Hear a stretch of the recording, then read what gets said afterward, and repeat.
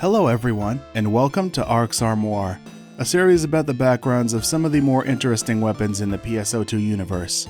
We'll be examining the lore of these items not just within PSO2, but also within the Phantasy Star franchise in general, as well as the fascinating real-world stories upon which they're based. My name's Zio, and I'll be your lore keeper. Balmung, Nothung, Graham. 3 names for what is perhaps one of the most famous swords in Western culture, right up there with Excalibur and Caladbolg. The legend of Graham is tied to the Volsunga saga, 13th century Icelandic poem chronicling the rise and the fall of the Volsung clan. The story is recounted in the anonymously penned Song of the Nibelung, and centuries later in Richard Wagner's operatic opus, The Ring of the Nibelung. In Song of the Nibelung, the sword is called Balmung, but in Wagner's piece, its name is Nothung. Our story begins with a man named Sigmund who is the son of Volsung.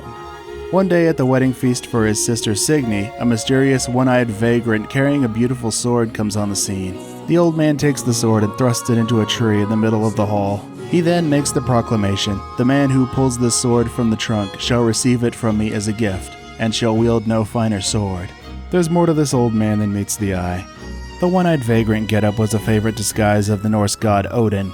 Graham was forged by the legendary blacksmith Wayland, who also made such blades as Caliburn, Almus, and Durandal.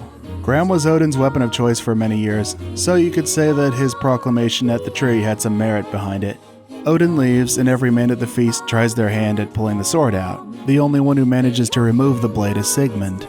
Sigurd, the king of nearby Gotland, and Sigmund's brother-in-law, is jealous. So he offers to buy the sword for an obscene amount of gold. Sigmund turns him down, but the king is not one to take no for an answer.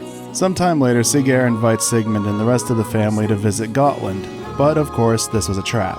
Volsung is murdered, and the rest of the family gets sent to prison. Signy hangs onto the sword and secretly gives it back to her brother, who would use it to avenge Volsung and reclaim their lands. Decades later, Sigmund encounters the old man again. Odin challenges Sigmund and breaks Graham into pieces in what would be his final battle.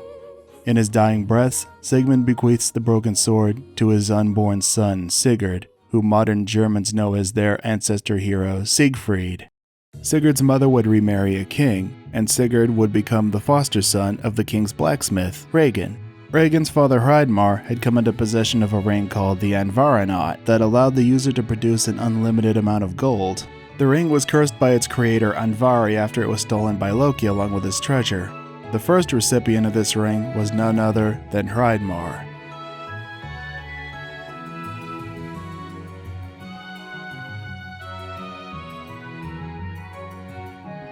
We know about the dragon Fafnir, but here's the plot twist. You see, Fafnir wasn't always a dragon. He used to be a dwarf just like his father Hreidmar and his brother Regin. Fafnir killed his father and took possession of the Andvaranot, which corrupted his mind and turned him into the fearsome, greedy dragon that we know. Regin, of course, wanted the ring, denied to him by his brother, so he enlists Sigurd's aid with the promise of copious amounts of gold. Sigurd didn't really care about that though. He wanted to fight a dragon, but for different reasons. No ordinary blade was up to the task of piercing the hide of a mighty dragon though. Sigurd agrees to this task, but on one condition, that Regin make him a sword capable of slaying such a fiend. The first 2 swords weren't quite up to snuff, so Sigurd brings the pieces of his father's sword Graham.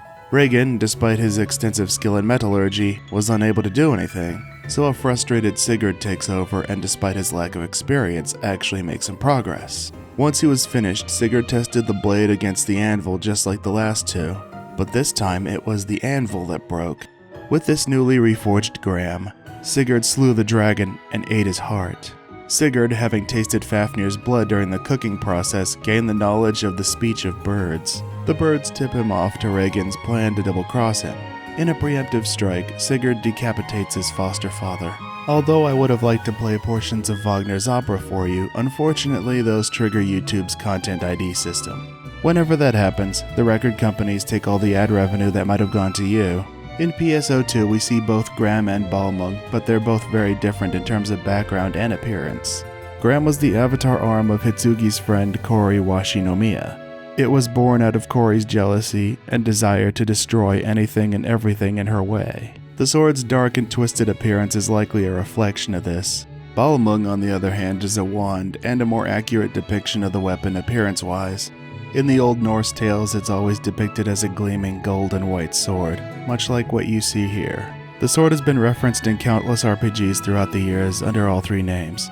Gram and Balmung appear in Final Fantasy XI, and Nothung is the Dark Knight anima weapon in Final Fantasy XIV. Well, that about does it for today's ARKS Armoire. If you want to learn more about these tales, feel free to check them out for yourself.